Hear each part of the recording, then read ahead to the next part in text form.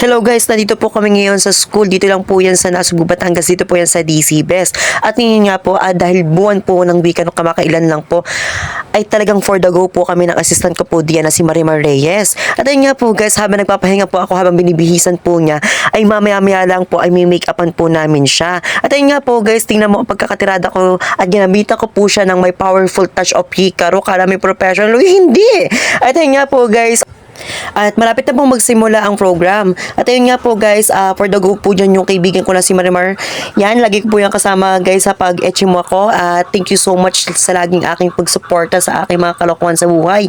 At ayun nga po guys, nag-start na po ang program at nagkaroon po ng final look po dito po sa unahan ng mga judge.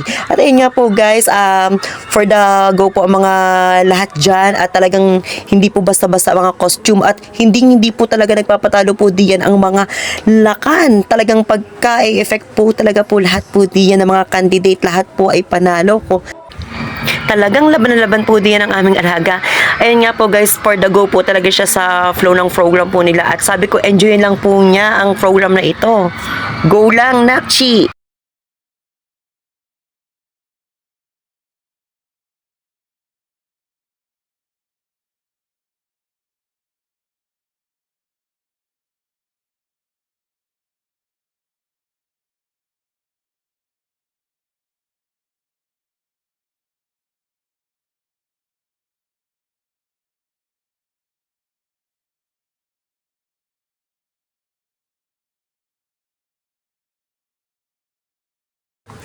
At syempre, hindi mawawala ang patalbugan sa costume. Kahit malalaki ang costume, sumasayaw po talaga ang lahat.